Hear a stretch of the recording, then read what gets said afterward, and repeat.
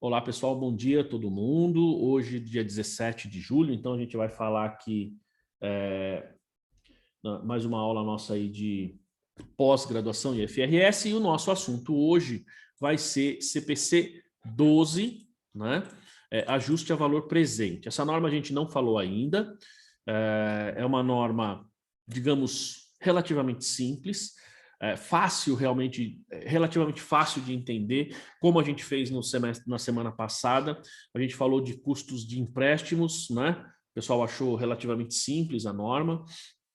Essa aqui também não é diferente, tá? Então, o interessante é que essa norma não tem um IFRS correspondente, tá? Embora esses conceitos, basicamente, eles são usados, mas como você tem uma inflação, você tem a questão de, basicamente, juros simples fora do Brasil, e aí o efeito desses juros não é tão relevante como a gente tem no Brasil, por exemplo. Então, não necessariamente a gente tem essa aplicação direta, uma norma direta como a gente tem lá fora, ou melhor, como a gente tem aqui no Brasil. Aqui a gente tem a norma e essa norma não tem correspondente em IFRS, tá? Embora o procedimento, se necessário, acaba sendo utilizado, tá bom? É uma norma simples, não é difícil, o difícil está mais em como trazer, vamos falar assim, os valores a valor presente, os itens a valor presente. Aqui, assim, a gente tem que entender que itens a gente tem que utilizar esse ajuste a valor presente, como que a gente traz isso a valor presente, tá? Então, isso é relativamente simples, não tem muito, digamos, muito mistério. O grande problema disso sempre vai recair naquele ponto que a gente já discutiu em outras aulas, em outros temas aí, que é a questão da montagem do fluxo de caixa. Então, como você utilizar a taxa, esse tipo de questão é que pega um pouco mais. Então, vocês vão reparar que ele fala aqui, basicamente, essa é, digamos assim, a dificuldade que a gente tem. Então, como que eu vou trazer isso a valor presente, né? Como que eu vou fazer essas considerações, tá? Alguém usa essa norma aí, pessoal? Alguém usa ou já usou aí nas empresas? O Regilson não, o Edu não, Daiane, Lilian, Alex, Daiane Faria, Janaína. Não? Tá.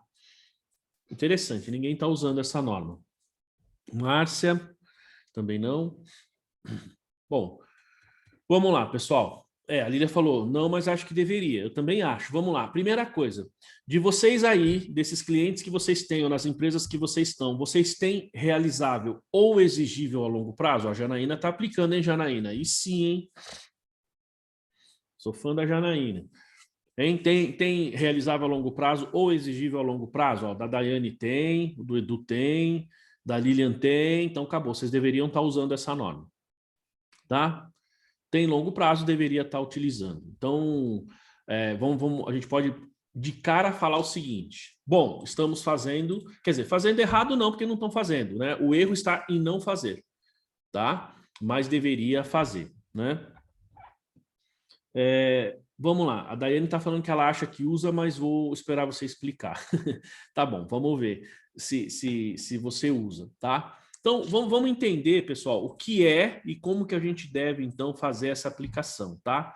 O que a gente deve fazer aí para aplicar essa norma. Como eu disse, o entendimento da norma é simples, a aplicação é um pouco mais complicada, mas também não é nada de outro mundo, tá? Nada que a gente não consiga fazer. Então, primeiro, o objetivo aqui desse CPC, então, ele estabelece requisitos para que a gente observe, né, para que a gente aplique quando a gente for apurar o ajuste a valor presente. Tá? Ele fala, ó, de elementos do ativo e do passivo. Então, aqui, gente, essa norma é uma aplicação prática de ativos e passivos. Se você for olhar lá no nosso projeto do curso, lá na estrutura, ele não está no reconhecimento de ativo, né? Ele está um pouco mais para baixo, ele está lá, se eu não me engano, em reconhecimento de passivos, eu acho. Ou de passivos ou de resultado, acho que de resultado, se não me engano, tá? Por quê? Porque ele trata tanto de ativo quanto passivo, não é uma norma aplicada especificamente ou diretamente a ativos. Então, ativos e passivos, eles estão sujeitos, tá? Ó, quando da elaboração das demonstrações contábeis. Então, aí, vejam, tenho esses ativos e passivos, na verdade, realizável a longo prazo e até mesmo circulante, realizável ou exigível e até mesmo circulante, eu preciso aplicar, tá? Nós vamos ver quando. Eu falo, ó, dirimindo algumas questões controversas. Essas questões controversas realmente elas existem, porque são itens que demandam aí julgamento e a gente não tem uma posição única e exclusiva para algumas questões como essas que a gente vai ver, tá? Por exemplo, se a adoção do ajuste a valor presente é aplicável tão somente a fluxos de caixas contratados ou se porventura seria também aplicados a fluxo de caixa estimado ou esperado. O que ele está dizendo aqui? Veja só, a gente tem fluxo de caixa contratado. Por exemplo, você tem um financiamento, está lá no longo prazo, você tem um contrato de leasing, você tem um contas a receber lá no longo prazo, perfeito. Então aí você tem a questão do fluxo de caixa. Você pode ter isso a pagar ou a receber, certo? Você pode ter empréstimo a pagar ou receber, contas a receber, enfim. Então esses são os fluxos de caixas teoricamente contratados. E também tem os fluxos de caixa estimado, que são provisões, por exemplo. Você pode ter uma provisão, tá? Então o fluxo de caixa estimado eu estimo que daqui 1, 2, 3 anos eu vou desembolsar uma certa quantia. Então, se eu vou fazer isso, será que eu devo aplicar também para esses passivos? Né? Nós vamos ver ao longo do CPC. Tá? Outra coisa. Então, esse aqui, pessoal, esse item anterior aqui, vocês vão ver que ele é fácil, tá? Essa questão do fluxo de caixa. Esse aqui é um item relativamente fácil. Quando a gente vem aqui no B, ó, em que situações é requerida a adoção do ajuste a valor presente de ativos e passivos, se no momento do registro inicial, ou se na mudança da base de avaliação, ou se em ambos os momentos. Ou seja, o questionamento eu aplico isso quando eu crio, quando eu gero a operação, quando eu mudo a minha base de avaliação ou nos dois casos? Bom, nós vamos ver que essa aqui também é uma questão muito fácil, é uma resposta muito simples que é dada ao longo do CPC, tá? Uma resposta bastante fácil essa daqui. Outra coisa, se passivos não contratuais, como aqueles decorrentes de obrigações não formalizadas, são alcançados pelo ajuste a valor presente. Por exemplo, essas obrigações não formalizadas são provisões, tá? É aquele fluxo de caixa que a gente viu ali no item A, que ele fala de fluxo de caixa interno. Tá? E aqui é a mesma coisa. Então, são os passivos não contratuais, são os passivos não formalizados. Então, aquela expectativa que você tem, aquela probabilidade de pagar algum recurso. Provisões, tá? Então, a pergunta as provisões, elas entram nesse caso? Bom, e outra, acho que o que mais pega, pessoal, são esses... o último item é relativamente fácil, mas o D e o E, na minha opinião, são os dois mais complicados, ó. Qual a taxa apropriada de desconto para um ativo ou passivo e quais os cuidados necessários para se evitarem distorções no cômputo e viés? Então, na hora que eu vou trazer esses itens a valor presente, qual a taxa que eu vou usar? E aí o D, ó, qual o método de alocação de desconto de juros, né? Então, tudo bem, isso vai ficar respondido ali durante a explanação, mas vocês vão reparar que ainda assim você tem aqui questão de julgamento, tá? Você tem itens aqui que a gente tem que julgar, a gente tem que ver a melhor opção. E isso pode gerar distorção, por isso que ele vai falar aqui ao longo digamos, na norma, ele fala da relevância e da materialidade, tá? Da representação fidedigna, ele vai falar esses itens porque é muito importante que, digamos, a taxa e o método que você aplica, ele realmente reflita, né, aquilo que você está trazendo a valor presente. E aqui o último ele fala, se o ajuste a valor presente deve ser efetivado líquido de efeitos fiscais, ou seja, depois dos efeitos fiscais ou antes, tá? Então, gente, por que a gente tem que trazer a valor presente? Por que a gente tem que utilizar essa metodologia? Pelo seguinte, quando nós temos contas a pagar ou receber, vamos chamar assim, no longo prazo, vocês concordam que normalmente, quer dizer, normalmente não, ali, aqueles valores, eles estão lá registrados a valor futuro, certo? Eles estão registrados a valor futuro, certo? Por quê? Porque você vai ter juros, via de regra, você vai colocar esse valor lá, ele tem juros, né? Ah, tem uma provisão, eu tenho lá um empréstimo, um financiamento, tudo bem, você tem os juros ali. né? Mas quanto seria esse valor hoje? Então, a questão é, ó, eu tenho itens no meu longo prazo, seja pagar ou receber, que eles estão projetados para gerar o fluxo de caixa dali 2, 3 anos, tá? Até mais.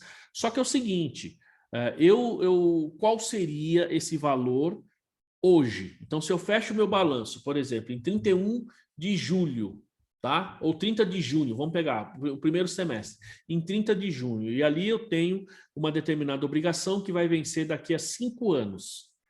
Qual é, digamos assim, o valor hoje, em 30 de junho, tá? Dessa obrigação de 5 anos? Vocês concordam? Nós não tínhamos, pessoal, essa figura aqui no Brasil antes das normas. Não tinha, nós não fazíamos isso. Nós não estávamos acostumados, digamos assim, a trazer a valor presente. O que ocorre quando você faz isso? Ou deixa de fazer? Você está mostrando um balanço com bases diferentes. Você está mostrando um balanço em junho com circulantes, com valores de junho, basicamente, ou valores que vão se realizar em curto prazo, mas você tem itens de longo prazo que estão sendo demonstrados com valor futuro e com juros embutido, tá?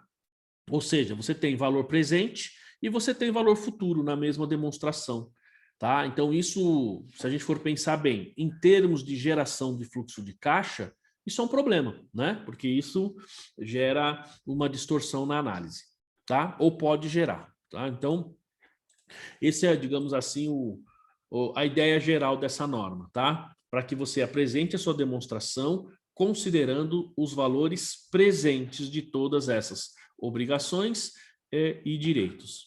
Ó, então, a utilização aí de informações com base no valor, ele vai permitir, ó, a correção de julgamento acerca de eventos passados já registrados, tá? Porque isso significa que na hora que você registrou esse evento lá atrás, esse ativo, esse passivo, você fez julgamento lá em algumas situações. E à medida que esse julgamento pode estar atrelado a juros, valor que você vai receber, ou estimativa que você fez, e aí você vai ter que fazer esses ajustes, porque ele vai, digamos, corrigir eventuais erros, não vou chamar de erro, mas eventuais incorreções que você possa ter cometido no cálculo ou na situação que naquele momento ocorria, tá? Então, se a gente for pegar hoje muitas empresas, vejam só, o cenário político hoje é tal. Depois de 2022 vai ter um novo presidente, ou talvez o mesmo, o cenário é tal. Se mudar o presidente, o cenário é A. Se manter é B. Se for o presidente tal, é C. Então, isso, hoje, o nosso julgamento é tal. Se mudar o presidente, né, talvez o julgamento seja diferente. Então, a gente vai fazer essa correção ao longo do tempo. Isso vai fazendo diferença, tá? Ele traz melhoria na forma então, pela qual esses eventos presentes são reconhecidos, justamente porque a gente deixa de ficar fazendo registros, digamos, a valor futuro, né? E trazendo a valor presente e tal, sem a técnica ou sem os procedimentos adequados. Ele deixa de ser algo, digamos, muito particular da empresa. Então, todas as empresas precisam seguir a mesma norma. E obtém-se demonstrações contábeis com maior grau de relevância, tá? Característica qualitativa imprescindível. Por que grau de relevância?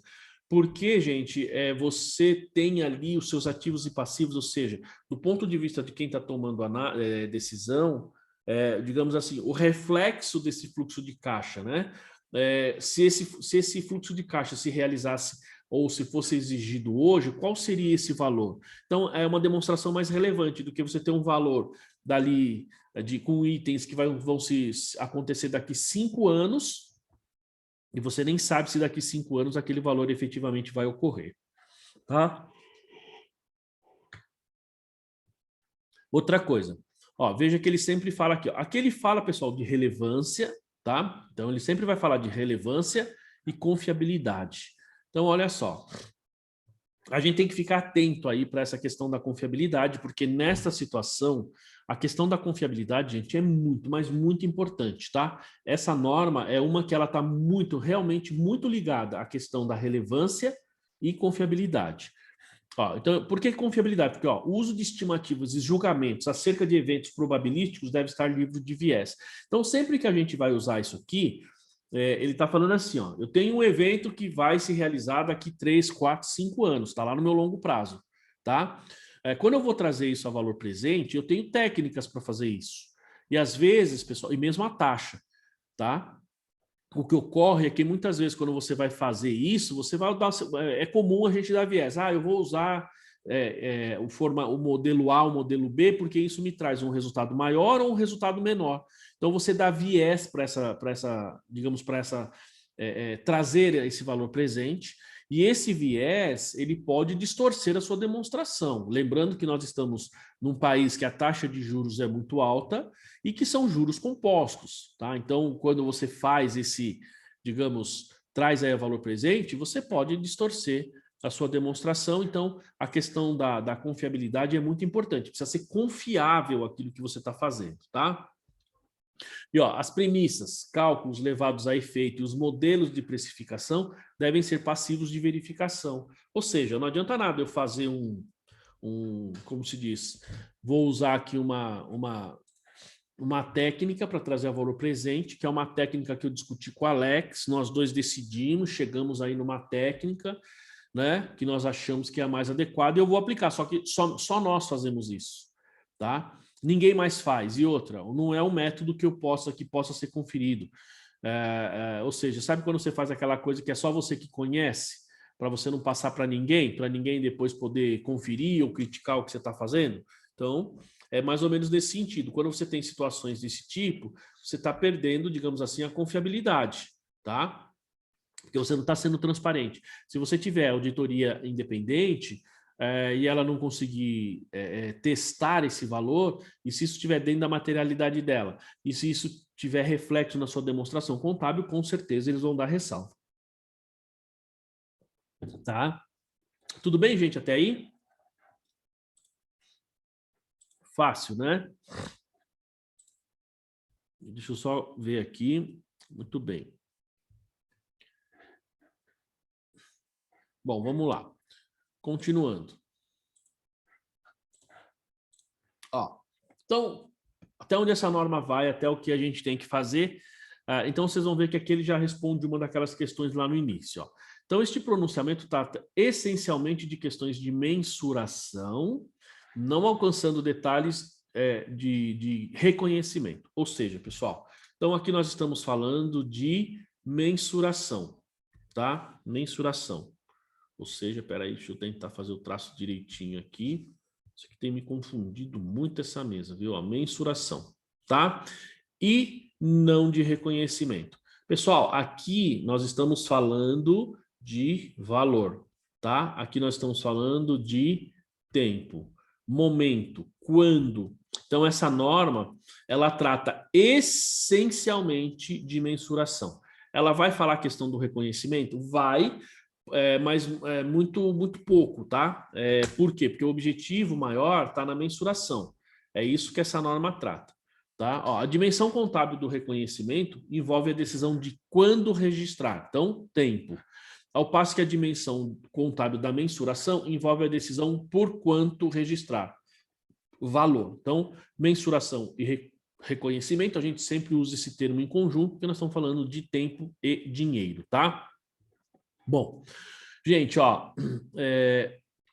aqui a gente já responde uma outra pergunta lá do início. Ó. O presente pronunciamento determina-se, né, determina que a mensuração contábil ao valor presente seja aplicada no reconhecimento inicial, tá? Inicial. Isso significa que não é quando eu vou rever o contrato que isso pode acontecer, ou no final, ou durante. Quando eu reconheço o meu ativo ou meu passivo, de longo prazo, basicamente, a gente já tem que reconhecer esse valor presente, essa mensuração, né, esse cálculo a valor presente, eu já tenho que reconhecer ele ali, tá? A gente vai ver como nós vamos fazer a contabilização. A contabilização é muito simples, tá? Então, primeira pergunta que tem lá no início, primeiro questionamento. É no início? Sim. Na hora que eu faço o registro, eu já tenho que trazer o valor presente, tá? Ó, apenas em certas situações excepcionais, como a que é adotada numa renegociação de dívida, em que novos termos são estabelecidos, o ajuste a valor presente deve ser aplicado como se fosse nova medição. Tá vendo? Mas ele fala situações excepcionais. O fato de simplesmente você reajustar o contrato ou coisa do tipo não quer dizer que você tenha que fazer uma nova medição. Tá? Às vezes você precisa ajustar o seu valor presente, né? Você vai ter que ter, digamos, um ajuste ali. Isso vai acontecer ano a ano, porque a cada ano que passa você tem um período a menos para frente, e aí o seu valor presente você vai ter que ajustar. Tá? Pode acontecer de ter que mudar a taxa também, enfim, mas aí são mudanças de estimativas. Tá? Mas o reconhecimento é no início e pode, excepcionalmente, ocorrer ao longo do contrato. Tá?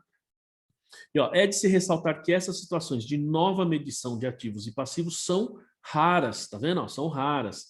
E são matérias para julgamento daqueles que preparam e auditam as demonstrações contábeis. Então, como eu disse, a gente faz o reconhecimento inicial, essas situações são excepcionais, são raras. É difícil a gente ter este, digamos, ficar a cada ano fazendo essa revalidação, essa, digamos, novo cálculo aí desses ajuste a valor presente, tá? Ó, é necessário observar que a aplicação do conceito de ajuste a valor presente nem sempre equipara o ativo ou passivo ao seu valor justo, tá? Então isso aqui é bem importante, pessoal, por isso o valor justo e valor presente não são sinônimos. Gente, a gente já falou bastante sobre isso aqui com vocês, tá? Então, primeira pergunta que eu vou fazer, é claro para todo mundo que valor justo é diferente de valor presente, que é diferente de valor de mercado? É claro isso para todo mundo, gente? Tá? Eu falo porque eu dou treinamento aí nas empresas, quando a gente vai dar o treinamento, a pessoa fala, não, é o valor justo ao valor de mercado. Não, tem situações que o valor justo é igual ao valor de mercado. Veja, mas não é conceitualmente o mesmo, a mesma coisa. Eles podem ser iguais em determinadas situações, tá? Mas é importante ter essa separação. Então, para o Regilson ali é tranquilo, para o restante ainda não está muito claro ainda, né? O restante ali ainda está com dúvida, né? Alguém aí dá o, como é que chama, o joinha aí para eu saber que esses conceitos tranquilos, tá? Então, só para a gente ver, pessoal, valor presente, você vai pegar o valor lá no futuro e trazer a uma determinada taxa, ponto. O valor justo é o valor que você espera vender ou adquirir o passivo, né? Em condições, digamos, não obrigatórias, enfim, né?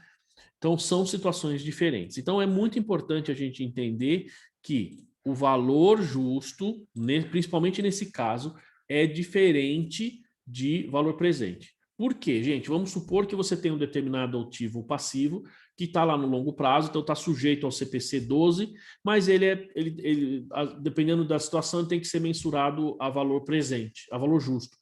Bom, se ele está sendo mensurado a valor justo, não necessariamente você precisa trazer ele a valor presente, né? Agora, vamos supor que aconteça de ter as duas situações, que eu acho um pouco difícil, mas vamos supor que aconteça, você vai ter que apurar ganho ou perda ali, além do ajuste a valor presente, tá? Então, fica aí a dica. Outra coisa, ó, por exemplo, a compra financiada de um veículo por um cliente especial, que por causa dessa situação, dele ser um cliente especial, um cliente VIP, né, obtém a taxa não de mercado para esse financiamento. Então, faz com que a aplicação desse conceito de valor presente com a taxa característica da transação e do risco desse cliente leve o ativo no comprador, né, a um valor inferior ao seu valor justo. Porque eu tenho uma taxa mais baixa e, consequentemente, quando eu trago a valor presente, o valor justo vai ser maior. Por quê? Porque eu estou usando uma taxa menor, certo? Então, o meu valor justo aí ele vai ser superior. Mas se a gente for pensar um exemplo disso aqui, são os veículos que são comprados pelas locadoras diretamente com as montadoras, né? Ele cai numa situação dessa daqui. Ó, nesse caso, prevalece contabilmente o valor calculado a valor presente, inferior ao valor justo, por representar melhor o efetivo custo de aquisição para o comprador.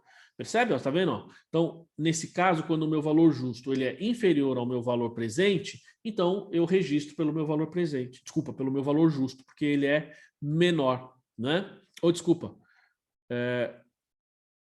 Desculpa, aqui o exemplo é o oposto, eu estou confundindo. O valor presente é menor que o valor justo. Então, cabe o valor justo, tá? Se for o oposto, eu vou ter que fazer pelo valor justo. Ó, em contrapartida, o vendedor reconhece a contrapartida do ajuste a valor presente do seu recebível como redução de receita, evidenciando que, nesse caso, terá obtido um valor de venda inferior ao praticado no mercado. Gente, nós vamos ver aqui, mas funciona assim. Eu fiz uma venda, então tem uma receita, eu vou receber daqui 2, 3 anos, ou, ainda que eu não receba daqui 2, 3 anos, enfim, eu posso receber de uma única vez ou posso receber parcelado, né? Então, você comprou lá digamos assim, um determinado equipamento e a nota saiu com o valor cheio, tá? O valor cheio que você vai ter que pagar. E ali dentro tem juros.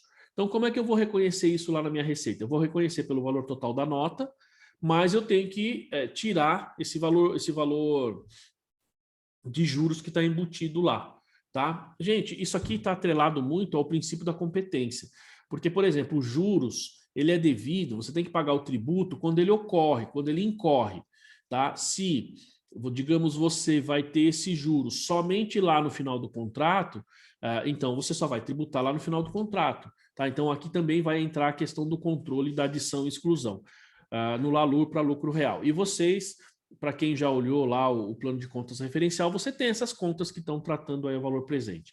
Então, eu vou ter contas redutoras no ativo, contas redutoras no passivo e contas redutoras na receita por conta aí desse método, tá? Muito bem. Ó, então, vamos lá. Aqui já entra na mensuração.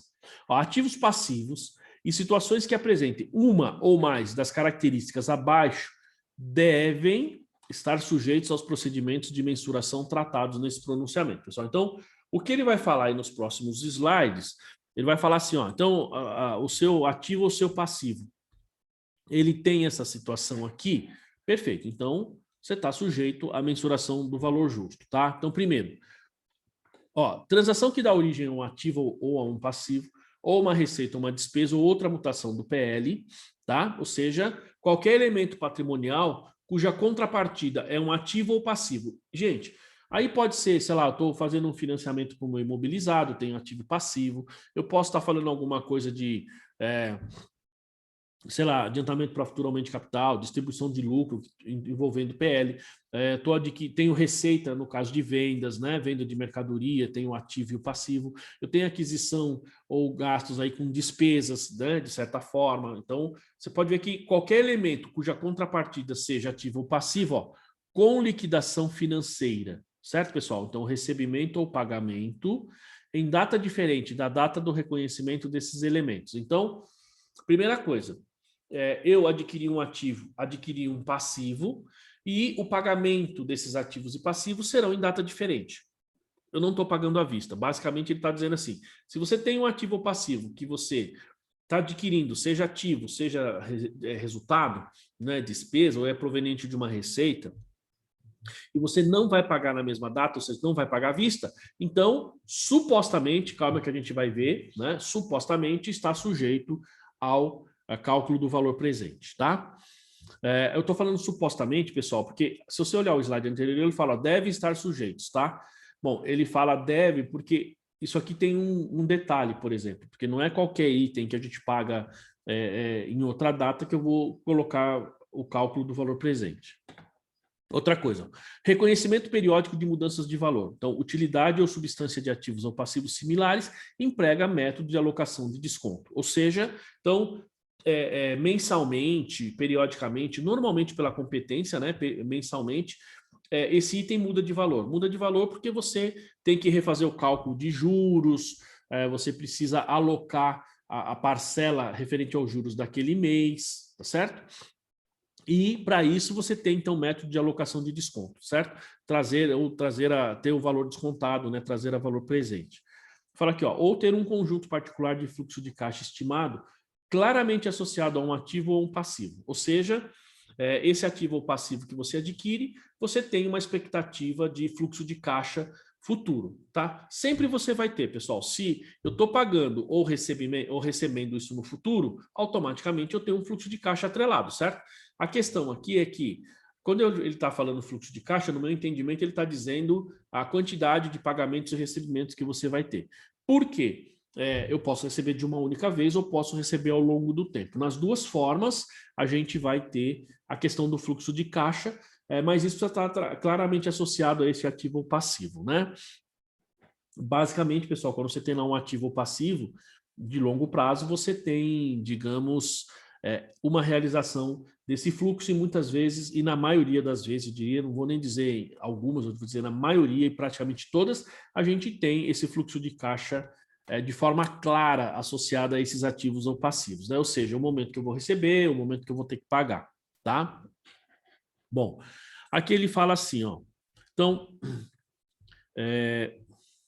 ao se aplicar, então, o conceito de valor presente, a gente tem que associar esse procedimento à mensuração aí desses ativos e passivos, levando-se em consideração o valor do dinheiro no tempo e as incertezas a eles associados. Gente, vejam que ele está entrando mais aos pouquinhos aqui na questão de fluxo de caixa, tá? Então, ao se aplicar o conceito de valor presente, né? Lembrando que para trazer a valor presente eu vou usar posso usar técnicas aí específicas. Ó, então, eu vou associar esse procedimento, eu tenho que levar em consideração o valor do dinheiro no tempo, ou seja, a taxa tem que trazer a valor presente, é a hora que eu estou fazendo esse cálculo. Essa consideração, eu preciso saber qual é o efeito desse dinheiro ao longo do tempo, então juros simples, juros compostos, no nosso caso sempre juros compostos, né?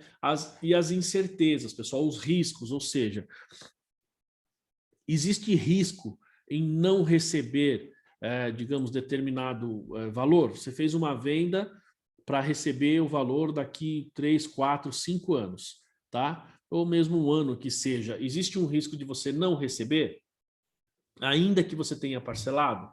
Existe, tá? Sempre existe. Esse risco sempre está atrelado. Essas incertezas. E aí a gente precisa levar isso em consideração, porque, gente, as incertezas, elas refletem na taxa, tá? Refletem na taxa de juros. Porque a gente sempre vê assim, qual é o investimento que menos paga? Basicamente, poupança, tá? É o que menos paga.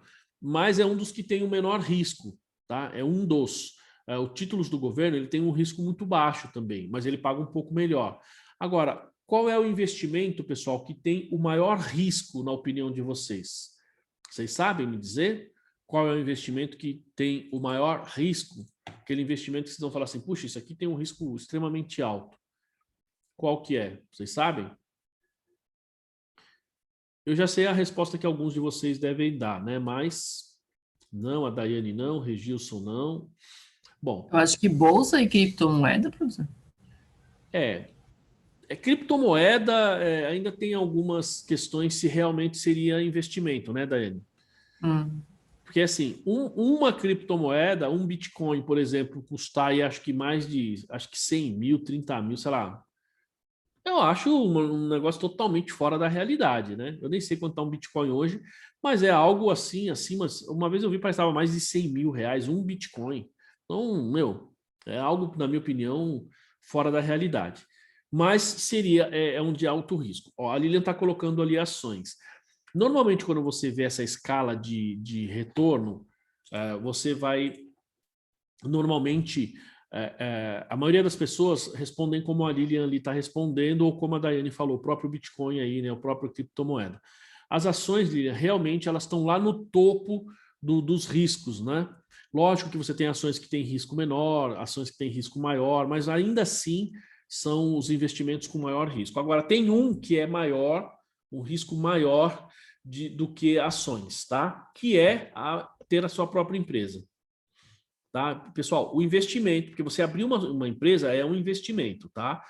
E esse é um risco maior do que você ter ações, certo? Porque sempre que você abre um negócio, se você, enfim, não conseguir fazer esse negócio para frente, você não perde necessariamente só o dinheiro investido, você perde o que investiu e muitas vezes tem que colocar mais dinheiro ainda para poder sair do negócio, tá? Você precisa comprar por exemplo, você precisa comprar móveis, equipamentos para o início, e depois o negócio deu certo, você precisa vender tudo, e muitas vezes isso está financiado, depois você precisa vender, você precisa desmontar, e às vezes você não tem lugar para colocar, enfim. Então, o risco, no caso de abertura de uma empresa, é muito grande. Só que, nesse tipo de investimento, a gente não consegue trazer a valor presente.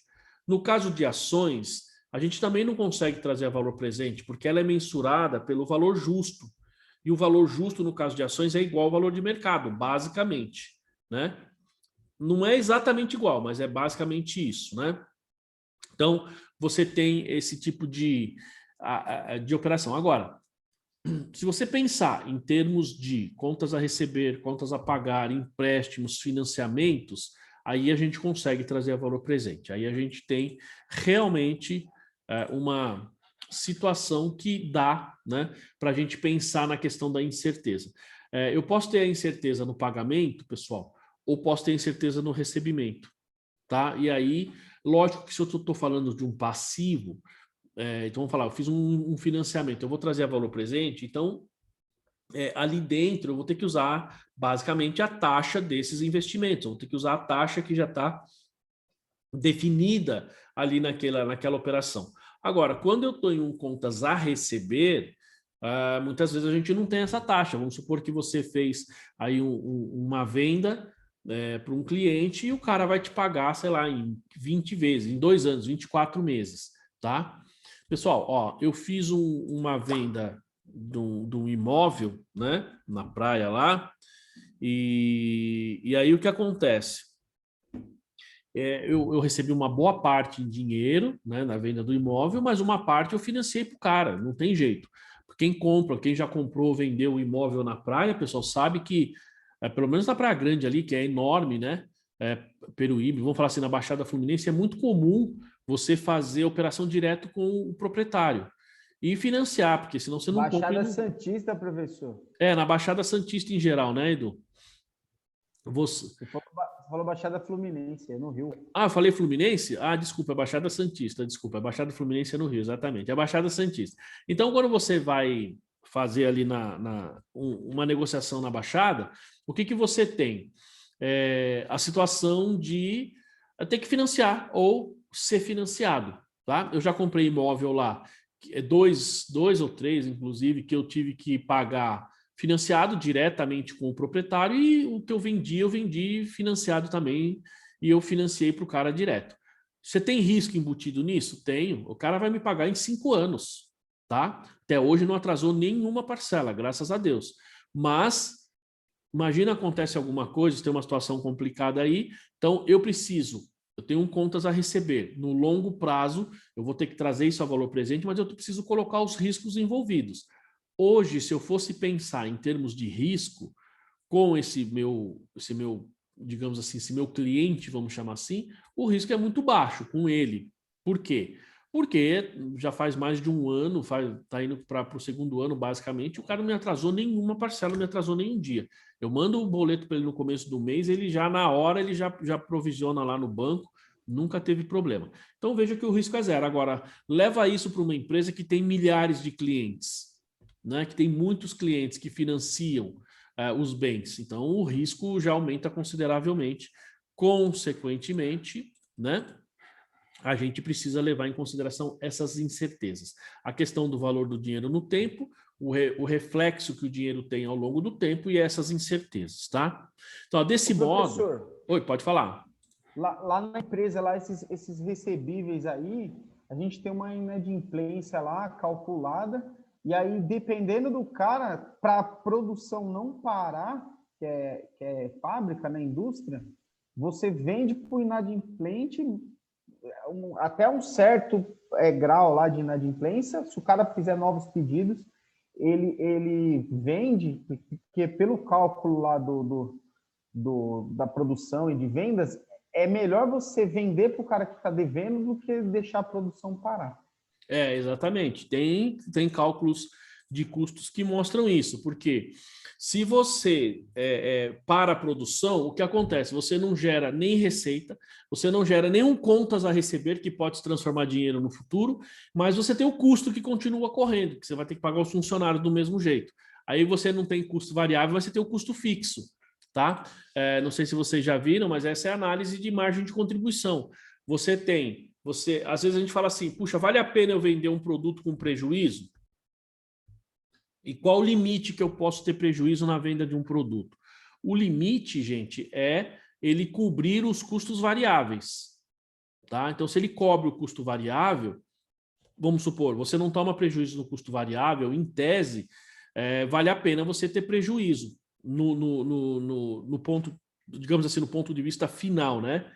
Por quê? Porque ainda que você tenha, ele pagou os custos variáveis, e esse dinheiro que você ganha, ainda que ele te dê prejuízo lá no final, essa receita que você ganha, ela cobre parte dos custos fixos.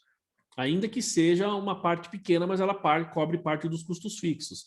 Então, às vezes a gente vê assim, pessoal, vou parar de produzir, tá? Para não ter prejuízo. Beleza, você para de produzir, aí a sua receita diminui, só que você tem que lembrar que seus custos variáveis diminuem, mas os custos fixos se mantêm. E aí aquela receita para você manter o custo fixo, você não tem mais.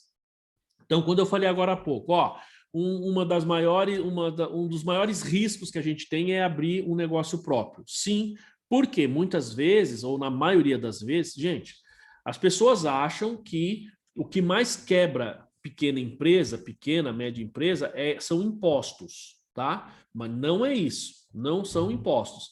Os nossos impostos, eles são elevados, realmente, mas assim, não é o imposto que faz a empresa quebrar. Na escala digamos assim, de itens que faz a empresa quebrar, é problema de gestão. Então, as pessoas não conseguem fazer uma análise adequada, tomar decisão adequada, e aí levam a empresa à falência. Então, esse caso que o Edu está falando é um deles. O outro é, por exemplo, você começar um negócio fazendo um empréstimo. Cara, a minha esposa, ela tomava café no Extra, aqui no Tabuão, né? Tinha ali um quiosque que ela fez até amizade, né? Com tanto o rapaz quanto a esposa dele. E eles tomavam café, ela tomava café, eles gostavam até muito do Tiago, né? O meu filho. Levava lá, já brincava com ele já até conhecia. E eles fecharam, pessoal. Eles tiveram que fechar o quiosque, começou a pandemia, eles não aguentaram, tiveram que fechar. Mas veja, o que eles fizeram? Eles começaram o negócio, e para começar o negócio, eles fizeram financiamento. Então, fizeram financiamento bancário para comprar ali os equipamentos, tal.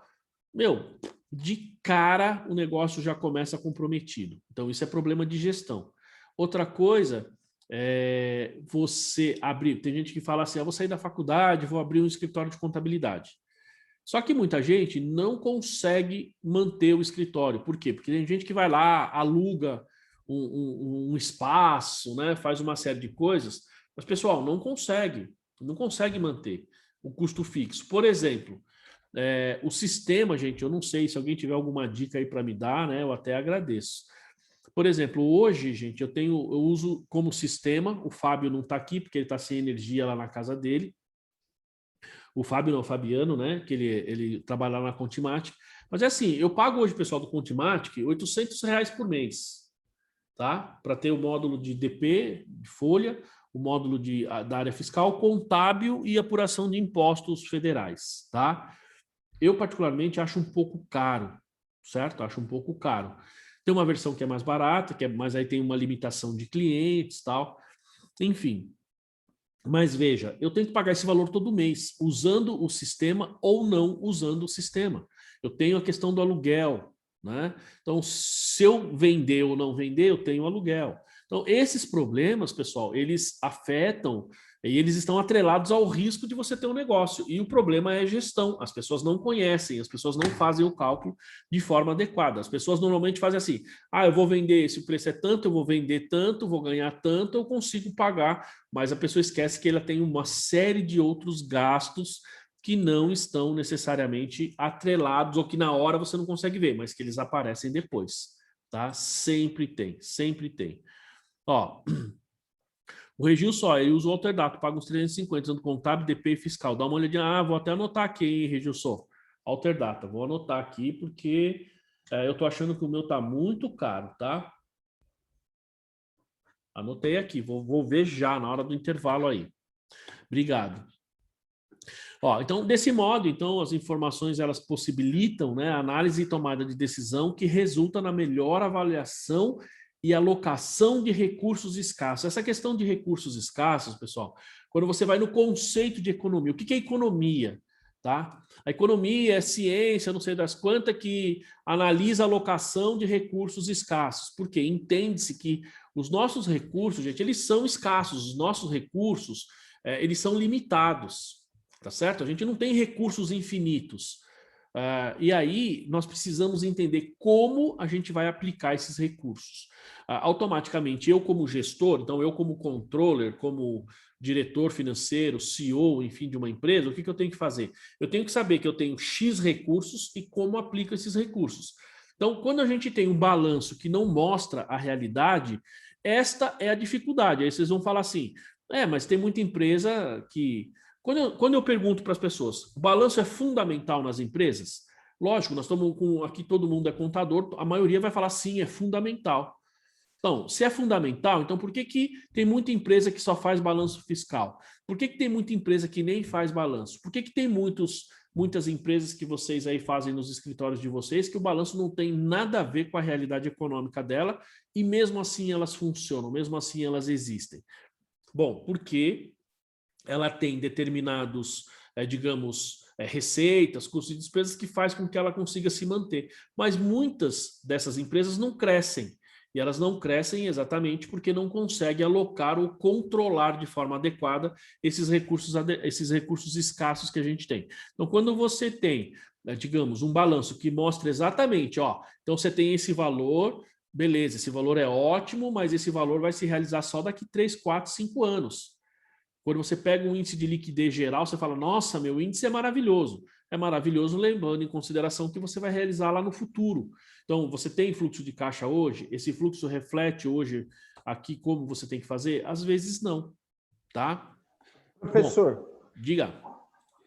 Eu trabalho na baia lá do lado da análise de crédito, né?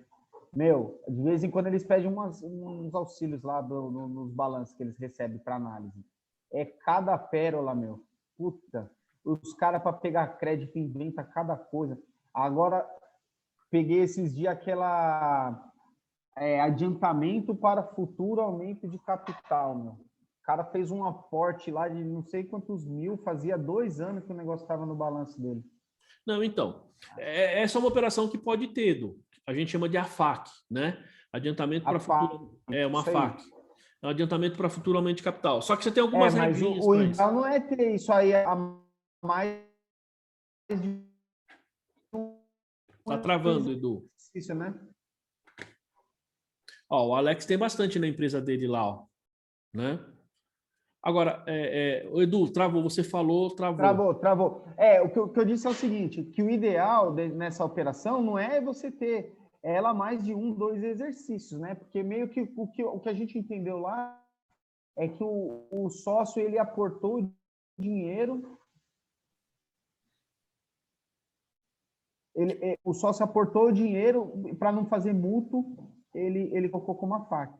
Então, só que tem um detalhe, quer ver? Vamos lá. Quanto tempo em média, Alex, esses recursos ficam na sua empresa lá? Aqui a gente passa o controle para o jurídico, em média de 3 a 4 meses para fazer a alteração, a capitalização do valor. Essa questão da FAQ, o Edu, tem um detalhe, você vê que no Alex não demora muito, né?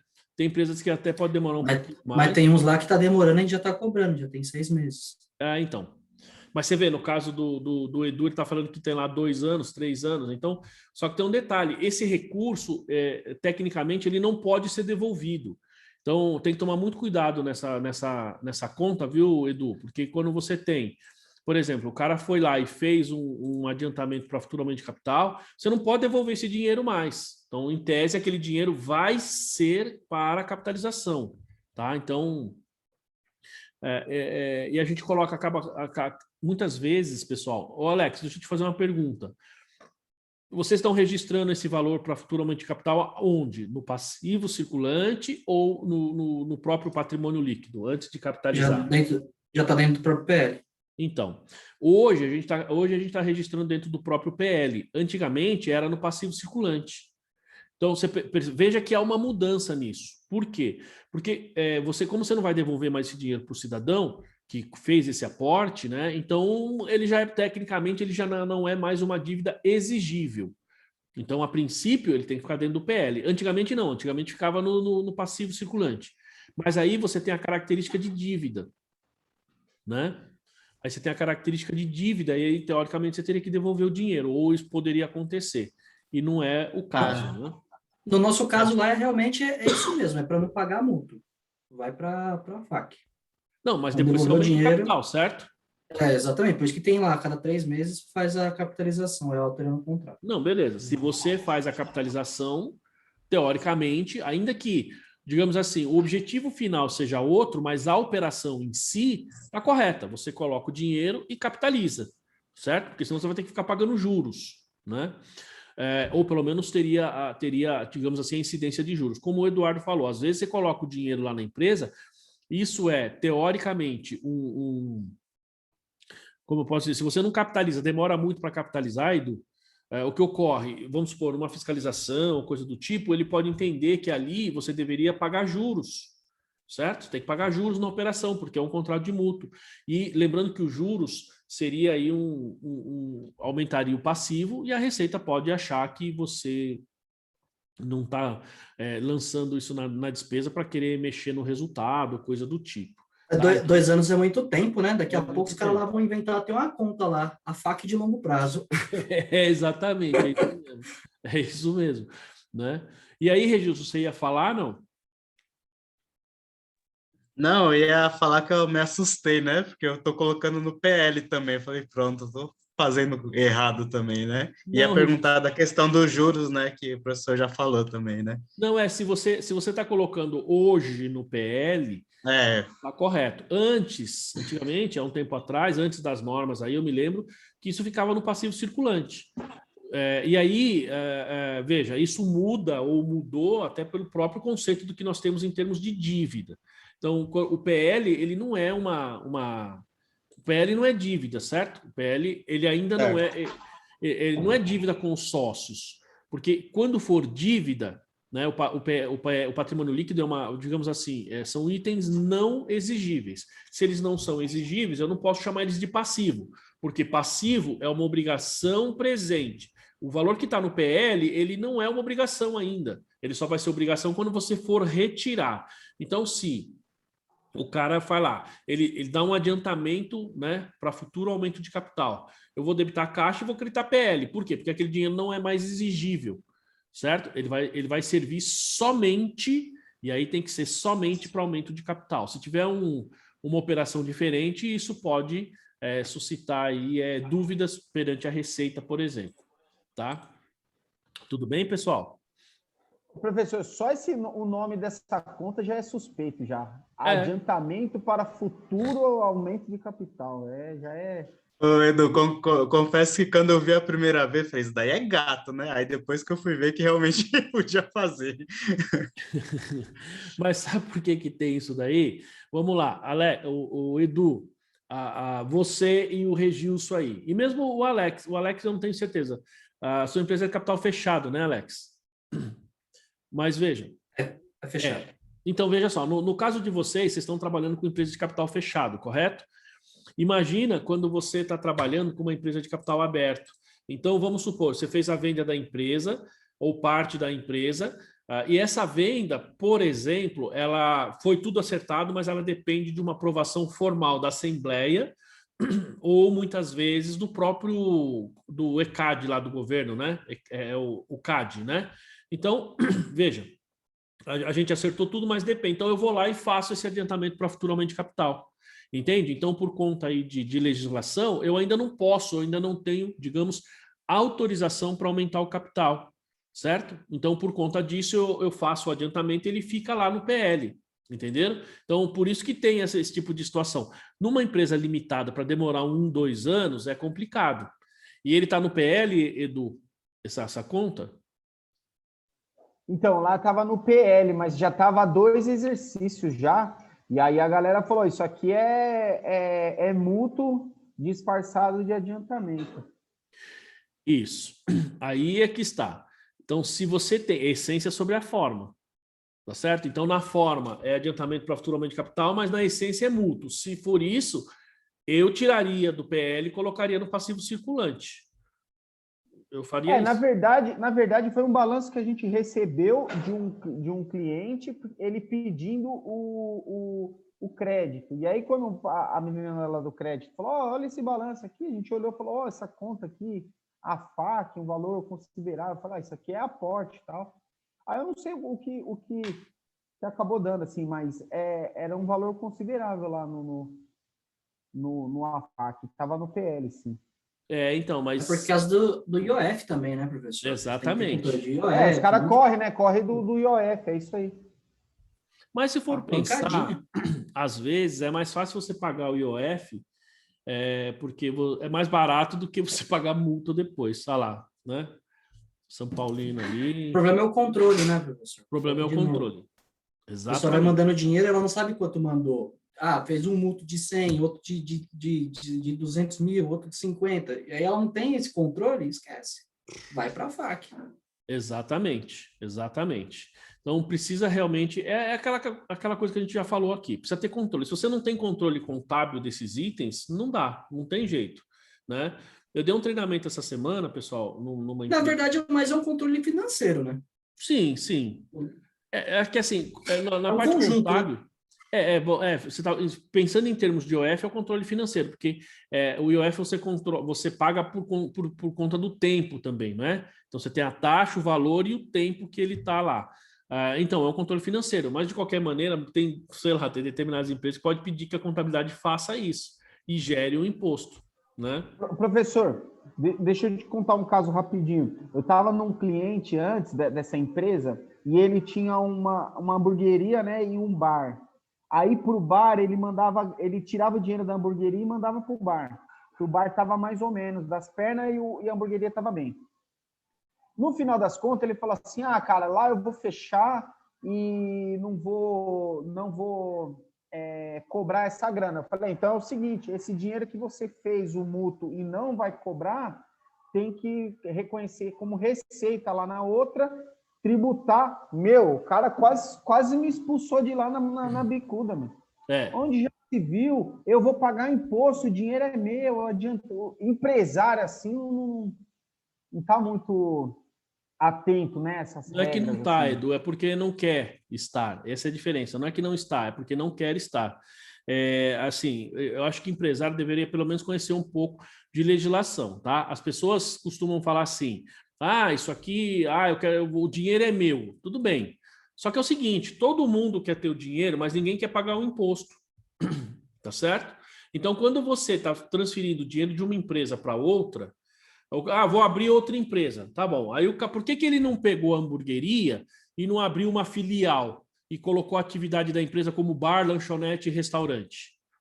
Por que ele não fez isso? Porque são duas empresas no Simples, se eu somar o faturamento das duas, eu vou pagar mais do Simples, tá certo?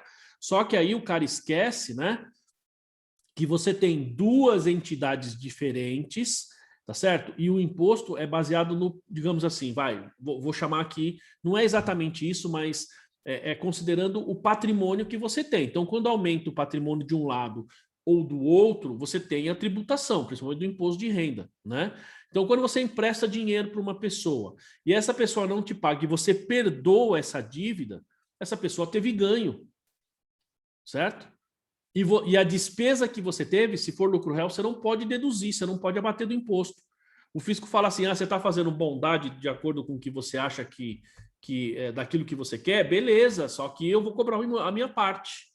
E os empresários não querem, os empresários simplesmente falam, não vou pagar, não quero pagar, não acho justo. Imposto é imposto. Gente, a gente só tem duas certezas nessa vida, certo? A volta de Cristo, não é nem a morte, pessoal, tá? Não é nem a morte, é a volta de Cristo e pagar imposto. São as duas únicas certezas que a gente vai ter o resto da vida. A volta de Cristo, aí vai falar, mas a gente não vai morrer? Depende, se Cristo voltar agora, nós estamos vivos aqui. Tem gente que não vai passar pela primeira morte, tá certo? Tem gente que não vai passar. Então... eu não tenho certeza da morte, como muita gente fala, a única coisa que não tenho certeza é a morte. Não. Que a gente tem certeza. Não, depende. Né? A morte a gente não tem certeza. Eu tenho certeza da volta dele e de pagar imposto. Isso a gente não A consegue única fugir. certeza é o PIS, COFINS, o IR, CS e Exatamente. Teve ontem, né? Teve eu mandei o ICMS, né? Para um cliente que vai vencer agora essa semana, né? E aí, puxa, deu R$109 mil o ICMS do cara. Aí ele falou assim, também ele fez uma venda de 1 milhão para um cliente, né? O faturamento dele bateu o recorde esse mês. E aí ele falou assim, mas ele falou, nossa, tudo isso de imposto, tal. Aí ele falou, mas eu fiz as compras referentes a essas notas, tal, esse produto eu fui comprando, tal. Então tem o crédito desse CM, deveria bater, tal. Aí eu falei, ele até mandou as notas para mim. Só que é o seguinte, nós estamos em junho, né? Porque eu fiz a apuração de junho, né? E aí a nota que ele comprou é de janeiro, 2 de janeiro e 1 de abril. E o crédito dessa mercadoria que ele vendeu agora, pensando em termos de ICMS, foi acreditado lá naqueles meses, né? Pelo menos eu fiz uma revisão, olhei para ver se não tinha nada errado, pelo menos esse cliente entende. Agora, tem cliente que o cara não entende de jeito nenhum. E aí, eu sempre falo, é questão de um empresário querer ou não. Eu acho um absurdo, não vou cobrar. Falar, querido, é a lei, não tem jeito. Não tem muito como fugir, né? Enfim, é isso. Se a gente pudesse fazer tudo o que a gente quisesse, né? Nós estaríamos aí numa anarquia, cada um faz o que quer, né? Enfim. E vocês sabem de onde vem o termo tributo, né, pessoal? Só para finalizar. Sabe por que chama tributo? Os impostos, o tributo está dividido em imposto, taxa e contribuição. O tributo ele vem da época basicamente do feudalismo, tá? Esse nome tributo. Porque veja só, não sei se vocês viram, há um tempo atrás teve lá um tributo a Fred Mercury. Viram isso daí? Um show? Ou seja, quando ele está falando que é um show para o Fred Mercury, o que eles estão fazendo? Eles estão homenageando o Fred Mercury, não é isso? É uma homenagem, não é? Muito bem. O tributo lá no feudalismo era o que você pagava para homenagear o rei. Então você paga imposto para homenagear o governo, né? O Bolsonaro, o Dorinha, calça apertada, enfim, né? O novo prefeito de São Paulo aí, enfim, né? O pessoal que fala isso aí, né? Então, basicamente é isso daí. Você está pagando imposto porque você está aí prestando uma homenagem a esse pessoal, né? Basicamente. Então, complicado, né, gente? O grande problema que nós temos com relação a impostos no Brasil é a percepção do retorno. Basicamente é isso. Porque tem países que pagam mais impostos que nós, mas tudo bem, são mais infelizes. Aí você pega, por exemplo, acho que a Finlândia, se não me engano, tem o Dinamarca, sei lá, tem um país que paga 50% de impostos. Metade do que você ganha, você paga de imposto. Só que tudo é do governo. Assim, tudo é bancado pelo governo. Educação, saúde, aposentadoria, tudo. Você não paga nenhum imposto a mais. Então, à medida que você trabalha, você paga os impostos, né? E o nível de sonegação deve ser baixo. Mas você tem o retorno de tudo. Aqui, o problema é que a gente paga e não tem retorno, né? Muito bem. Continuando, pessoal.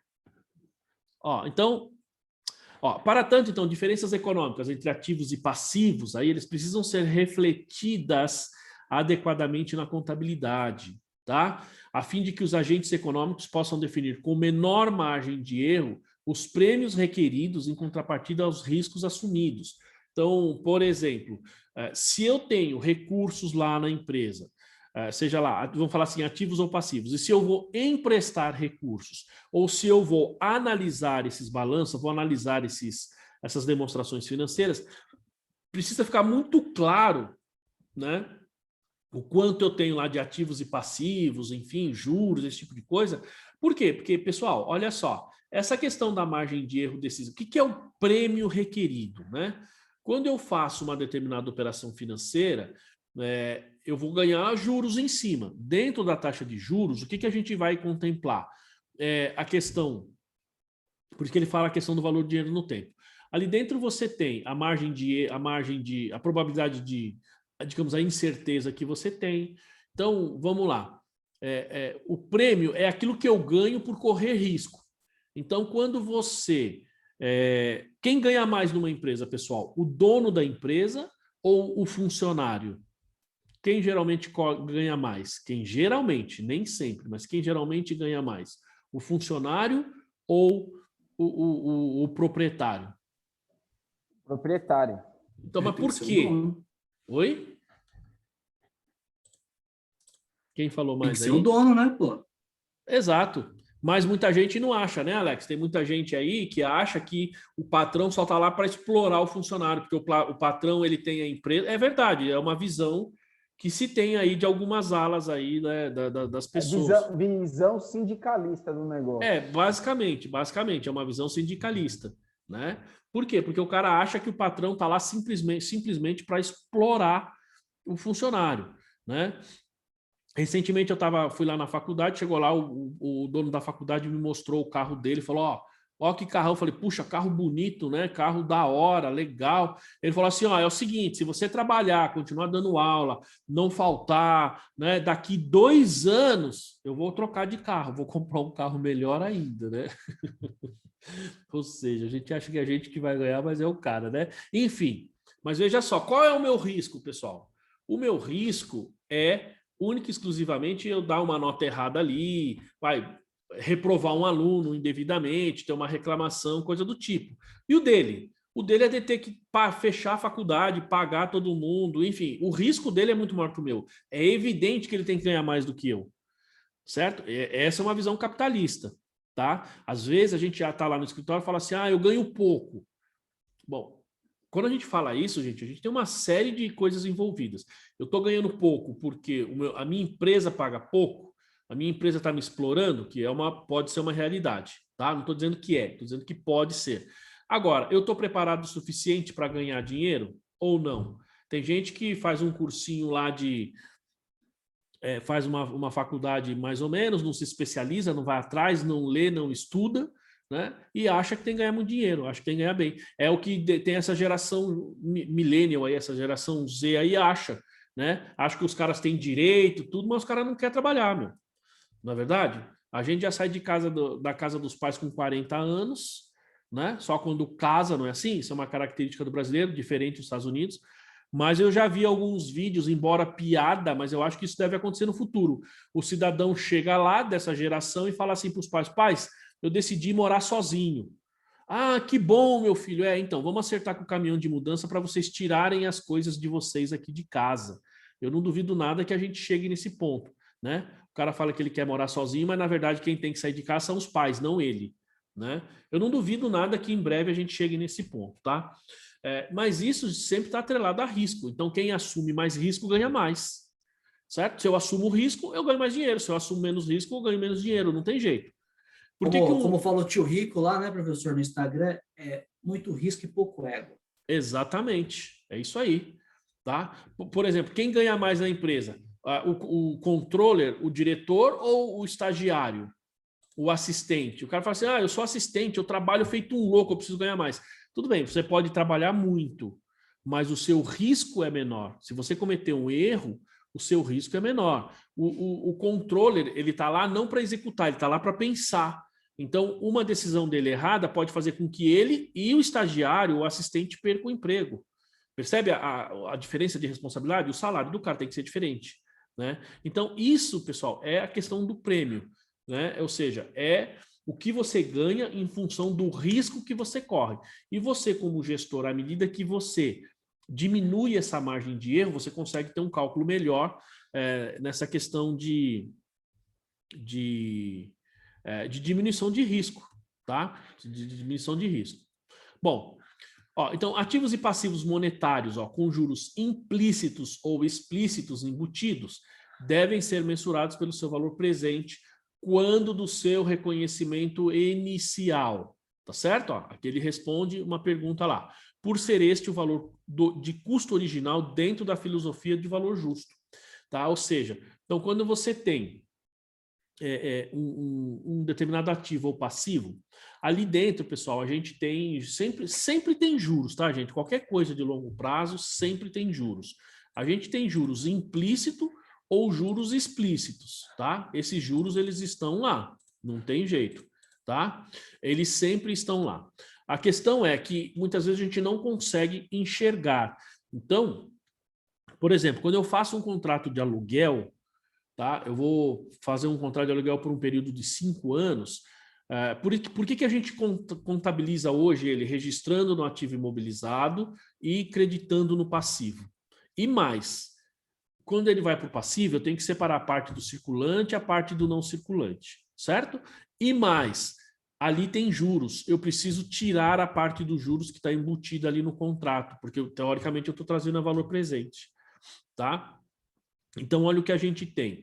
Eu tenho um registro no meu imobilizado, você fala, pô, mas eu não estou adquirindo o imóvel. Isso, mas você está adquirindo o direito de uso. E o direito de uso de um ativo imobilizado tem que ser registrado imobilizado a partir do CPC 6, contratos de leasing, tá? Então, uma vez feito isso, eu vou pegar esse contrato de 5 anos e trago a valor presente. Perfeito. Como que eu faço isso? Bom, eu vou ter que usar uma taxa de juros. Isso pode estar implícito ou explícito.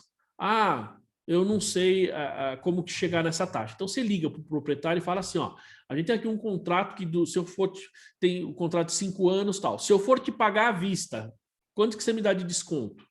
Tanto. Beleza. Vamos formalizar isso?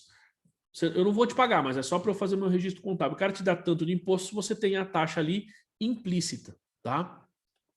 E tem contratos que a taxa está explícita lá, porque no próprio contrato já fala essa taxa que vai ser feita.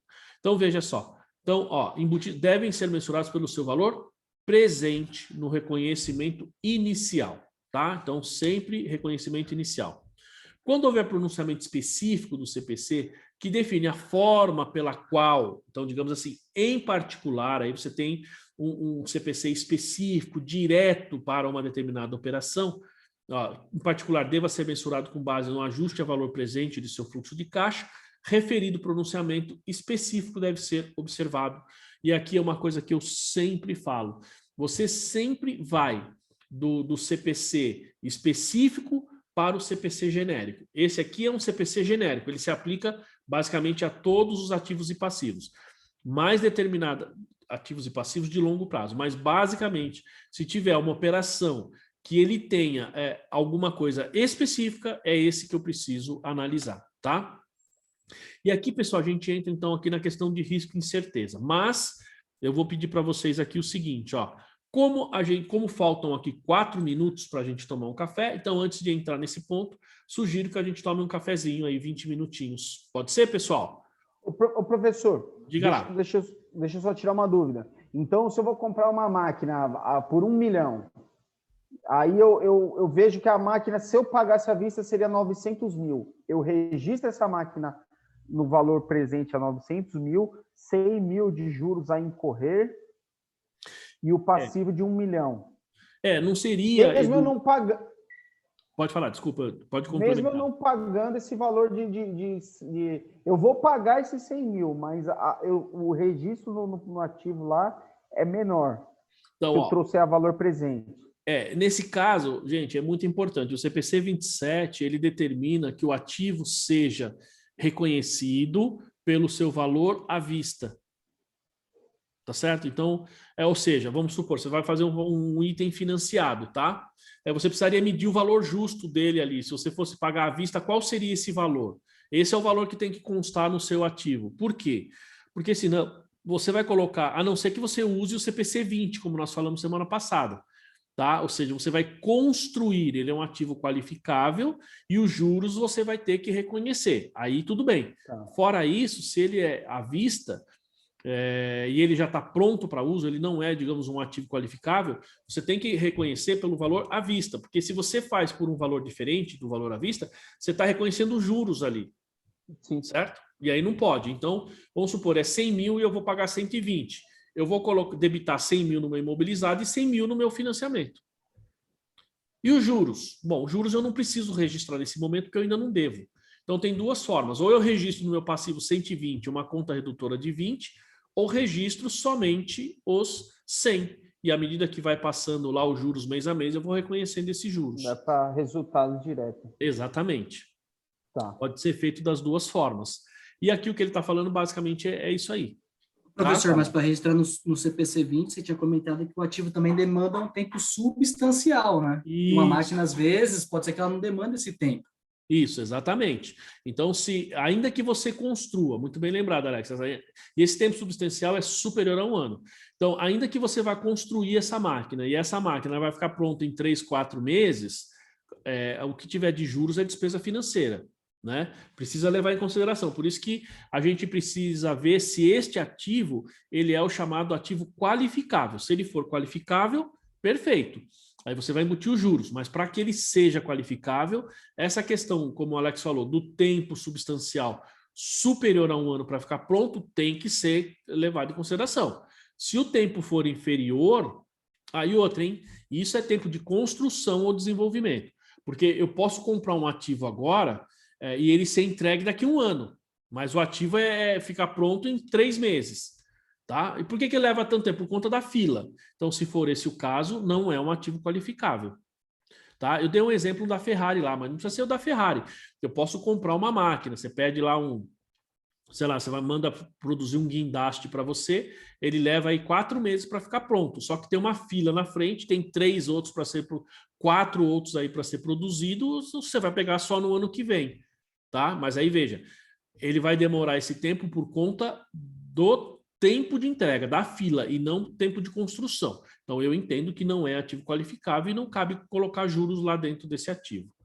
Beleza? Tudo bem? Bom, então vamos tomar um cafezinho aí, 10 horas, e depois vocês clicam aí no mesmo link, tá bom, pessoal?